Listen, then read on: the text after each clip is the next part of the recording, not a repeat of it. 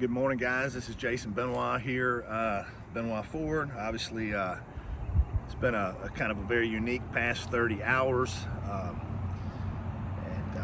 After seeing all the support and everything that is happening on Facebook and things, I definitely know that after I rested last night that I needed to kind of let everybody know what our plan was and just address a few very important topics. So Mandy and I woke up and came here this morning, and on her way here while she was driving, I jotted a few things down so I don't miss anything. Annually, we do something special with our accounting girls, and so this weekend they went to Vegas. So Mandy and I went and was able to take those girls to dinner, saw them off on their trip, and then Mandy and I decided to have a private date night the following night. So we stayed in Houston one more night. Of course, yesterday morning around 4:45, Dennis Parrott called me, let me know that the dealership had a fire. So obviously, I thought there would be a fire and somebody would put a fire out, and then I just hoped it wouldn't be that inconvenient, and we got up and rushed on back. What we drove up to was something I've never been a part of. There was smoke as we came into DeRidder, and we realized it was going to be big. There was volunteers all over the property, which was the first thing that was amazing to me. I'm from an area that's probably a little bit heavily populated, but just to see all the volunteers, all the volunteer fire departments, the men and the women, and I'm not just saying that, running in and out of this building just trying to save my business. And I don't really know how volunteer firefighting, the economy works with volunteer firefighters, but the word volunteer means that they do it because they love it. They don't do it to support their families. And so I'm just deeply appreciative of the volunteer firefighters that came out, as well as the DeRidder Fire Department that dispatched out with more equipment. We're very thankful for that. One of the volunteer firefighters, Mandy's been in contact with her mother. Apparently there is a girl that was on the volunteer fire department. Her name is, let's just call her Jane, but her mother says that her daughter was a volunteer firefighter. She was taken to Lafayette General. During the explosion, hot metal shot in her face, landed in her eye. They're trying to save her eyesight. As of now, she has multiple scratches, lenses, blisters on her eye, flash burns, chemical. Guys, I don't care about this building. I don't care about this building. I don't care about the car dealership. Somebody that don't work for me, that doesn't know me, was out here, like, literally, they're in the hospital right now. So it's like, I don't know, I'm not emotional for myself right now. I appreciate all of the words of encouragement, but you know, we have ample storehouses, we have insurance policies, we don't really know what the next little while is going to look like. My brain's all over the place, but there's a few solid things that I do need to make sure that you guys know. Obviously, I also want to thank the State Fire Marshal's Office for being very prompt. They were out here yesterday, and yesterday evening, I think the head of the State Fire Marshal's Office came in from Baton Rouge. They called last night, released the scene back to us. We don't have an official cause because I think they're very particular about putting that information out after they do a lot of things that I guess they have to be very careful about. The rumors were that it was electrical. Don't know. I know it happened in our parts department, which was an area where there was a lot of chemicals and things. So wherever it happened, when it got to the chemicals, apparently there was some explosions. And obviously the building is completely totaled. I want to thank the community, as well as our friends and our family and our employees, just because a lot of people seem more hurt than me. I'm genuinely, like, my daughter is in New York and hasn't spent that much time at the dealership. She's crying over it. You know, to a lot of people, this was like a church. That's the only way I can describe it, and we're not being sacrilegious here.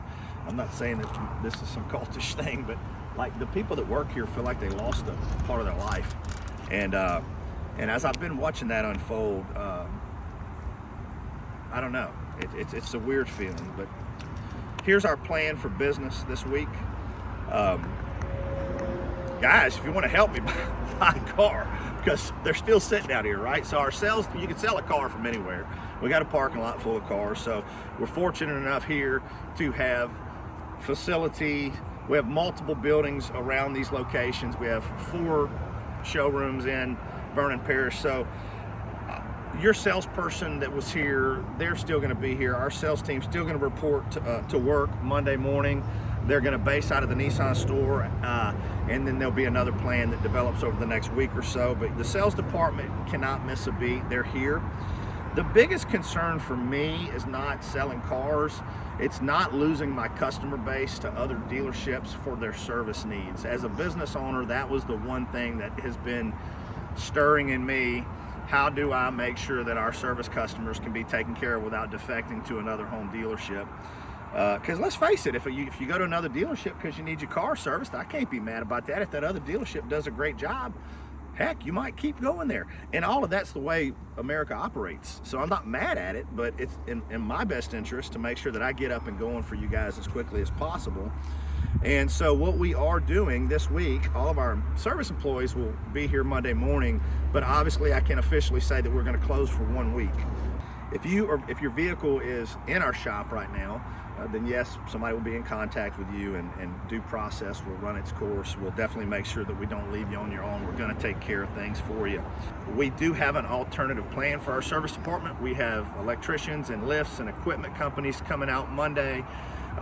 In the back of our property, we had a 10,000 square foot building that our team will be converting that to the service and parts department over the next week to 2. And then we look to be right back in action with service. Hey guys, listen, don't engage with negativity. I don't even want to address it, but people have sent me a couple of screenshots. Just corporate insurance is a disaster. Nobody would do something like this. Trust me, I've had one big major insurance claim since I've been a automotive group in the past 6 years. And if you read automotive news, the insurance company, I lost $350,000 worth of cars. I didn't sweat it because I have State Farm at my house, and anytime something happened at my house, I'm like, oh, well, it's State Farm. Everything works out great. State Farm's great. Allstate, whatever. But commercial, guys, I've learned this is not good. I'm waiting. I got $350,000 on the books for some cars that were stolen in 2021. All the insurance companies do is say no, no, no, until somebody fights them enough. Nobody ever would do this on purpose. It's just a stupid thought. So don't engage with that foolishness. The neat thing about that is the manufacturers require you to build these new buildings. But I had a building that was grandfathered in. So I actually never had to go out and spend $5 million on a new building. I was grandfathered in, so I was able to make upgrades as I wanted to. And so we've really made this a great place. But shoot, now the factory architects are going to come in and say, this is what you got to build, and they'll bill us for it. So none of this is good. It's terrible. But yeah, at the end, are we going to rise? We're going to be bigger. We're going to be stronger. We're going to have a fine new building. Yeah, all that's going to happen. And God's going to provide for us because he always has. And we have storehouses, and we're prepared for it. We're a very, very healthy business. Just know, guys, that we don't know how we're going to feel in a week from now, because this is something that is confusing to me. But I will tell you this, we'll be here every day. We're going to be open every single day. Our employees are going to be here every single day because they're going to be part of the preparation to reopen. If you work for me, I can't make lifelong commitments to you, but if you're worried about your job, because I saw some of that on Facebook, we feel bad for the employees that use that place for a living. Guys, my employees are going to be fine. I can tell you this next week, my employees will all be paid. Whatever their check normally is, that's what they'll get. And obviously we're not going to have any income to offset that. And yeah, maybe one day an insurance claim might help. Right now, it stinks. It stinks. But what you can do for me is just be positive.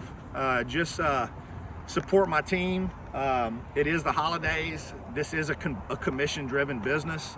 So yes, I'm going to do things to make sure that my team does not have to do without, because Mandy and I are so blessed that we would never allow any of our employees to struggle through something like this. But it stinks. But just know that they're here. Give them an opportunity to still earn your business. Give us a little grace in the fact that we're going to open before we're excellent. And just know that we're doing it because, we have to provide for people around us. You can't just turn the lights off and turn it back on when things are cozy. That's really not how these situations happen. So just stay positive. We appreciate y'all. I do know that, while my life is up and down like everybody else's, I do know that I have a covenant with God. Whether I deserve it or not is, I don't. But for 25 years, everything that I've done, I have felt like God was in the middle of it. I don't think God burns buildings down, right? So I can't explain that theology, but I feel like God's in the middle of this, and I have a complete peace about it. So I want my employees to relax, have peace about it as well, and together we're going to do what we do.